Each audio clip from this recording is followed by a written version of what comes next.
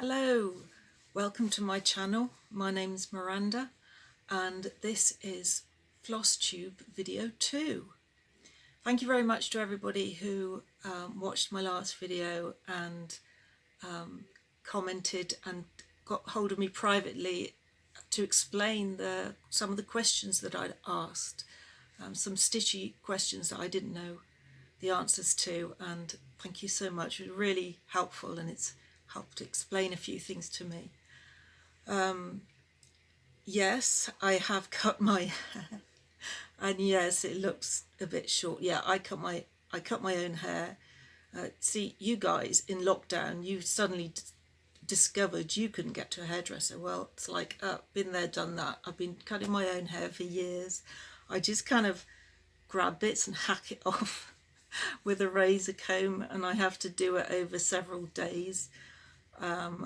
And yeah, it kind of looks uneven. Sometimes I end up with a bit of a mullet because I can't do it all at once. So yeah, it's kind of short and a bit strange, and yeah, it makes me look like Gollum. Yeah. It's my Gollum haircut, as my mum calls it. Right, well, since my last video, my life has been eventful. So much so that I had to do some retail therapy and buy some more cross-stitch kits, which is what I did.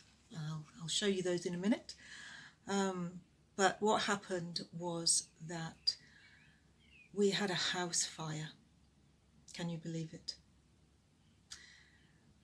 It was in the next door bedroom. Our house, we've got a tiny bathroom, and then we have two bedrooms. There's the front bedroom, the main bedroom, and then there's this room here, which is the huffy room, we call it. And this is where I live. And Nigel, my husband, lives in the front bedroom. So we're just sitting here. I was sitting here doing what I was doing, laying here in the afternoon quietly with my eye mask on, and there was a boom. And Nigel shouted, "There's a fire." And a fire had started in the corner of his bedroom.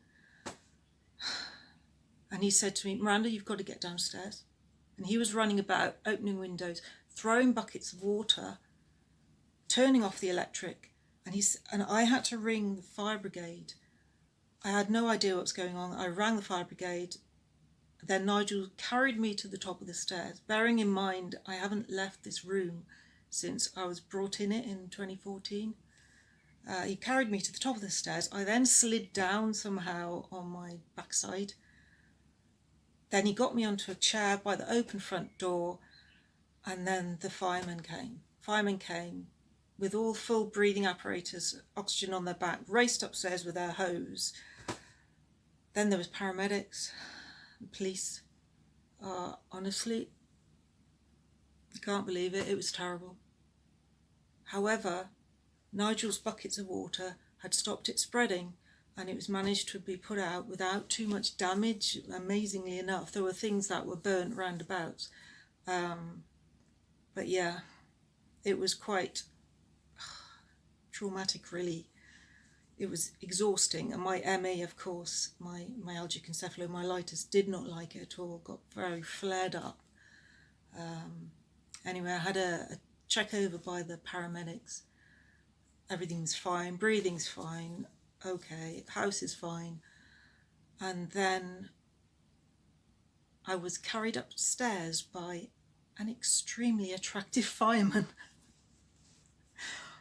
Actually, it was so embarrassing. There's me in my t-shirt and knickers, because that's all I wear, and there's this young bloke half my age carrying me up the stairs, and I'm like, oh my goodness, please, I don't believe this is happening to me. So yeah, he was rather nice, kind of the type you see on those fireman calendars, you know. Not that I know anything about those type of calendars, of course, but yeah, that was fun. The poor boy couldn't get away quick enough, I could tell you. So yeah, now after that, since then, Nigel and I have both been really quite unwell. It's been quite an ordeal. However, I haven't weakened, which is good, because a few years ago, I would have gone right downward. I mean, I was spoon fed for 5 years, but no, I'm feeding myself. I'm strong enough. I just feel horrendous, and I've got to get a lot of rest. So there's not much stitching time. However, I did do retail therapy, and I bought these dragons. I love dragons. A Riolis kit and a Panna kit. So I shall be starting on those. I can't wait to get started. I shall probably do the Riolis one after the sampler.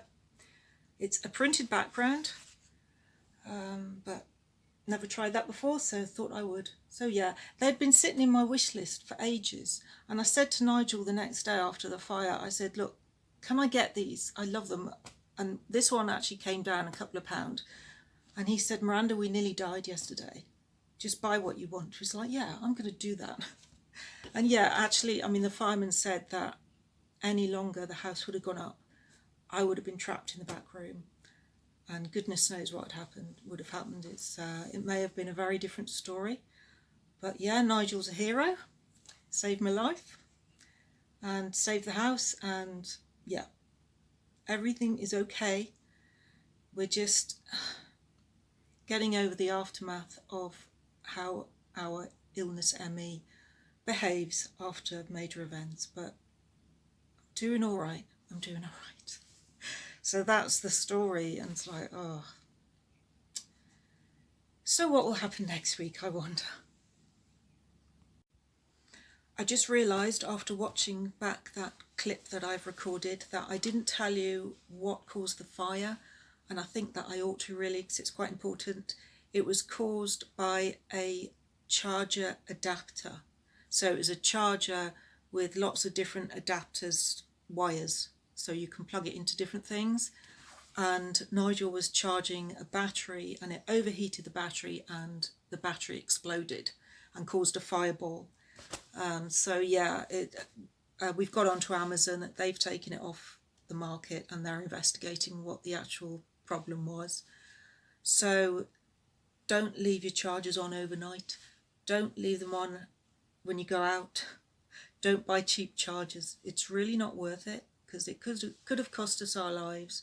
So yeah, just be careful with these things. You know, you can't mess around with electricity. So yeah, also a note to self, if I'm gonna record that close to the camera, I really need to wear makeup. So yes, excuse my blotchiness. The doctor has diagnosed me with vitiligo, but I think it's more that I just am blotchy and have the complexion of a corpse. So yeah, sorry about that. Yeah, I look like Gollum. Yeah, we're back to Gollum again, aren't we? Now look what I have. I found it. That's this pattern that I was looking for in my last video. Oops, sorry about that. Yes, and thank you so much to everyone who had a look for me. I really appreciate it. And I got it from Cross Stitch With Us on eBay. And it's got the pattern there, and I'm so pleased. And funny enough, the person who found it for me, she's actually my carer, and she sent me some pictures, one of them being this dragon picture, saying, have you seen this? She didn't even know I was looking for it, or that I wanted to stitch it, or that it was anything that I was interested in. But she sent it to me anyway, and I said, I'm looking for that. She didn't know I'd done the video either. So yeah, so there's my dragon. And what I'm going to do is save it for September, because it's an early wedding anniversary present for me. So my wedding anniversary is in September. So I'll save it to then and have that to look forward to doing. I did the same with the cat last year, the colourful cat. That was a wedding anniversary present as well. So I'm thrilled to bits. Right, I have a story behind this kit as well. Now, as I said in my last last Flosstube video, I have the illness called ME, myalgic encephalomyelitis, and I'm bedridden. Been bedridden for 10.5 years. My days are pretty harrowing at times. When I do these videos, you're actually seeing me at my best. This is as good as it gets. There are days when I'm not able to do anything like this. Days like this, they're okay. Like I said, they're as good as they get, but I'm good at pretending, but then isn't everybody. Anyway, my occupational therapist, she's brilliant. She tells me that when I'm going through my really awful days that just are relentless and seem like there's no end at the end of it, no light at the end of the tunnel, she says to me to look for the windows of better moments, because those windows are evidence that my body is trying to rally, trying to go upwards. I mean, we heal, right? Our body's always trying to heal, always trying to get us better, even whether it can or not is something else, but that's its job and that's what it tries to do. So these windows eventually get bigger and bigger and more frequent, and then I tip back into slightly better days, which is when I do things like this. I'm able to record a video like this. So I wanted to stitch myself a reminder of this, to look for the windows. So I did a search in Google, cross stitch kits windows, and this is what I got. And it has cats on. So you can't really get better than that, can you? Cats with... Something went wrong. Please try again. Sorry, that was Google Assistant joining in. Please ignore her. Yes, look for the windows. So I'm going to stitch this with cats, and I might even put on look for the windows and give myself a reminder that I just have to keep going. Okay? I first discovered Flosstube because I was looking up full coverage tips on how to stitch full coverage, and so a search on YouTube brought me to Teresa Little Stitcher, and she's done a series on full coverage and parking method and all that kind of thing. Really helpful. I really like her videos. And so I discovered then that she had done Flosstube videos, and I wasn't sure what that was, so I googled it and it opened up the world of Flosstube, and through her I just found a lot of other people. I think then I've discovered Lisa's Stitches. I watched her videos, then the Clumsy Stitcher. I'll link down below in the description all the people I mention if I remember. And yeah, there's so many of you. It's great. Really nice, entertaining videos that's suitable for me. Nice and mostly quiet. Depends who's on. And well, I love them. And everybody that is mentioned in people's videos, the other Flosstubers, I try to follow. I can't watch all of the videos. What I try to do is watch the first and then the most recent, and then fill in the ones in between if I can. So yeah, that's how I got into Flosstube. Another one I watched is Crafty Rogue Gamer. She's really good, and she actually introduced me to the hobby of pattern collecting, which I didn't know was a hobby, but yeah, of course it is. I can join in on that one. So through her, because of her, I bought my first pattern, which is a Heaven and Earth design. It's actually by a painting by the artist Leonid Avramov. I've always liked his work, and I discovered this one here. It's called Bonded by the Rain, and it was on the sale, the Heaven and Earth sale recently. Oh, that's a cross stitcher just coming up on the screen, which is notification there. Yeah, Heaven and Earth designs, lovely picture. I'd love to stitch that. I've never stitched from a PDF before. I wasn't quite sure what I was buying, so anyway, I just bought one and sort of hoped for the best. And then the second pattern that I bought was this one by Leslie Tier Designs. It's a little sort of tile type pattern, which I think is really sweet. So I only have 2 patterns, PDF patterns anyway, I have others, paper versions and book versions, but I obviously really need to start catching up with everybody when it comes to pattern collecting. Right, here's a stitchy thing I've made. It's a needle case, and what I did,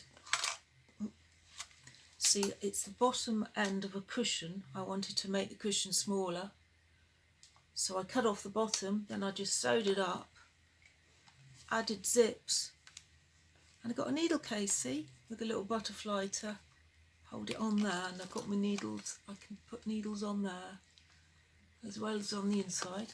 And yes, I know the butterflies are upside down, but you know, it's all right, isn't it? That works. And then something else I made is this, and yeah, it's really weird, I know that.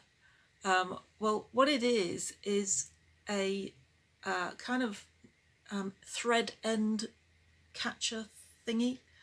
I actually saw something similar on Betsy Kleeger's cross stitch that she was doing, and I didn't know what it was, but I found out, I think I might have found out on an Instagram post or something. It's like, oh, you put your thread in it, because I've always tried to throw my thread in the bin by the side of my bed, but you can't throw thread, it won't throw. So all I had was just a little trail of thread to the bin on the floor. So, whoops, I thought I'd make one of these. And I know it's really strange. I kind of tried to make it a bit like a flower, but yeah, that's what that's supposed to be. And well, if Betsy Kleeger has one, then I want one too. Actually, talking of Betsy and Hamilton, look what I bought myself recently. It's a cruet set, and look, I have called that one Hamilton. So I have these by my bed, and I have Hamilton and Betsy, my little cat cruet set. I haven't been able to do a huge amount of stitching, but I have done a little bit, so I'll show you what I've done. First, my sampler, and I'll put in here a video of the before, and also before my Gollum haircut as well.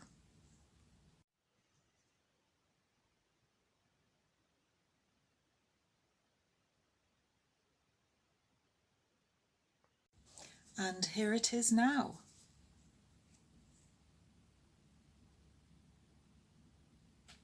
So I have done horse, the rest of the writing, done some trees down here, mountains, and I have done here, that's supposed to be a paw print. It looks more like a bear print, but that's fine. And look, I have put on a space rocket, cat of course. This here is supposed to be a cactus. I did have a different design down the sides, but I didn't really like what I'd drawn, so I changed it, and I've put a cactus there. I went a bit overboard on the spines, but that's what that's supposed to be. And yeah, so that's what I have done so far there. Yeah, and you know, before I talked about and can't count. Honestly, no, I can't count. Okay, you see the gridding here, right? Gridding here, 10 by 10, 10 by 11, 10 by 9, which kind of confused me a bit, but you know, and it did affect the horse's legs. However, I've managed to fix it, and I don't know why. I lose count. I guess it's something everybody does, but I perhaps do it that little bit more. But yeah, so that's that. I've also discovered that I can do even less movement with stitching if I keep the thread really short. And so I'm stitching from back to front, both hands, one behind, one in front, and little short bits means I can move my arms even less, and sometimes it's just finger movement and a bit of wrist movement, and that helps keep the pain levels down. but I do it for timed short periods anyway, so I don't overdo it. I stitch from left to right. The top stitch goes from left to right upwards, but I notice other people, a lot of them do it from right to left. But I also don't railroad. I used to, but if the two threads fall exactly where I need them to be to put my needle in between them, yeah, I'll then railroad. But then if they fall that way, then you don't really need to. But watching Teresa Little Stitches videos, I know she said once that she doesn't railroad. She tried it, but she didn't want to do it, so I'm not going to do it then if she doesn't do it. And also, she said that you can stitch either way. I don't know if they're more stitched one way than the other, but that's what I do. It's supposed to be tidy other way. But that's what I do. That's what I'm used to doing. I don't really want to have to change that now and start all over again and learning another way of doing it. So yeah, so that's my sampler. And I've done a little bit on my cat and the bookshelf. That's the only other one I've done actually. I haven't done anything on the others. So I'll show you what it looked like beforehand. I'll stick that in here.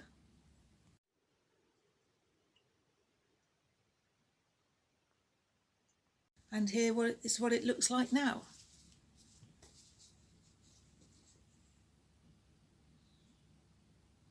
So what I have done is stitched a line across there, top of the bookshelf, and I've been doing some of his face, cat's face. I'd like to get his face done. So yeah, with this piece what I do, I prep areas. Well, I do that with all my stitching really. Prep areas, easy bits for me to just, if I can't do any, or if I just want to try doing some but not well enough or whatever, I've got some long stretches to just pick up and do, which don't require a lot of brain work. So yeah, so that's how far I've got on these ones. I'm quite pleased with my sampler, really. It's coming out better than I thought it would be. It's kind of a velvety look to it. That wasn't intentional, but that's what it's come out as. And well, you never know, in like 200 years time there might be somebody like Jacob who will find my sampler and say, oh, I must chart this of this kind of primitive earthling, because we'll all be everybody living out of space by then, I'm sure. And the primitive, what a primitive space rocket that is. And yeah, we'll everyone be living in outer space. And Darcy, his relatives will be living on Uranus, of course, won't they? Because he likes Uranus. So anyway, that's the stitching that I've done so far. Okay, so I'm going to finish this here. So thank you very much for watching. And thank you to those who got in touch as well. I really appreciate it. And hopefully there will be Flosstube number 3, where I can cover things that I wasn't able to cover in this one. So I'm also on Instagram under Miri Creates. I'll put a link in the description below for those who want to join me on there. So thank you and bye.